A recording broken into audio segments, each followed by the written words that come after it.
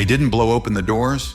They didn't trip a single alarm. In a city wired with cameras and crawling with law enforcement, someone walked into a secure vault, stole $30 million in cash, and disappeared like a ghost. No trace, no noise, no suspects.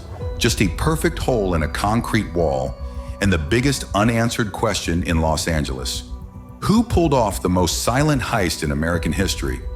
How a crew of unknown criminals pulled off one of the biggest cash thefts in U.S. history and vanished without a trace. In the early hours of Easter Sunday, 2024, as families across Los Angeles gathered for celebrations, a small team of unknown perpetrators were orchestrating one of the most sophisticated and silent heists the city had ever seen. By the time employees returned to the vault facility on Monday morning, $30 million in cash had disappeared, without a single alarm being tripped, a camera catching a face, or a witness noticing a thing. The target? A 𝐅𝐸 facility in Sylmar, a secure cash handling location used by banks, ATM companies, and major retailers. The break-in was so clean, so meticulous, that detectives would later call it surgical. But how does $30 million vanish into thin air? On Monday, April 1st, 2024, 𝐅𝐸 employees returned from the long Easter weekend expecting a normal shift. Everything appeared normal at first. No broken locks, no alarms triggered. But as staff accessed the main vault area, they were met with an unsettling sight.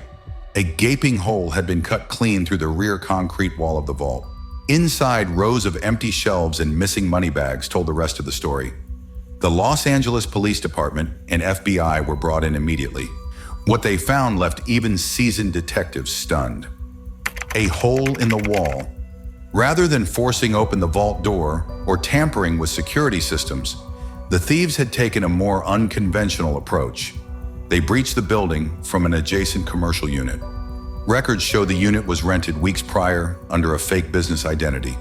From there, the crew had spent days, possibly weeks, quietly tunneling or cutting through an extremely dense, 2-foot-thick concrete and rebar wall, bypassing security measures entirely. The method suggests not just skill, but inside knowledge. According to one LAPD detective, they knew exactly where to cut. They avoided every camera, every sensor. That's not luck. That's blueprint-level access. So far, authorities have no names, no credible suspects, and no recovered cash.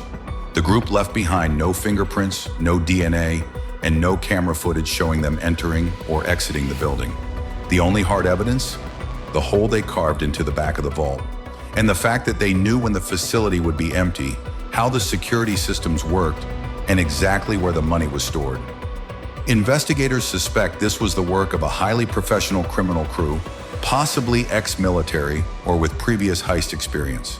The tools used suggest commercial-grade equipment, possibly including thermal saws, vibration-dampening mats, and portable power supplies. It's widely believed the thieves struck late Saturday night into early Sunday morning, exploiting the 2-day holiday lull when security staffing was minimal or non-existent. Theories quickly began circulating about the possibility of an inside job. The vault's rear wall was unmonitored, a blind spot that would only be known to someone with knowledge of the building's layout. Security experts have stated that even the decision to attack the vault from a neighboring unit shows premeditation far beyond a typical break-in. Renting the adjacent unit gave the crew privacy to work slowly and precisely away from view. The FBI has since launched parallel investigations into current and former 𝐅𝐸 employees, as well as contractors who may have worked on the building's original construction. So far, no links have been confirmed. Where's the money? Perhaps the most baffling aspect of the case is this: the money has vanished. Not a dollar has turned up in bank deposits, casinos, or large purchases. Authorities believe the crew quickly offloaded the cash, possibly laundering it through offshore accounts, shell companies, or black market currency brokers. Because the haul was in unmarked bills, mostly standard denominations used for retail ATM restocks, the cash is virtually untraceable.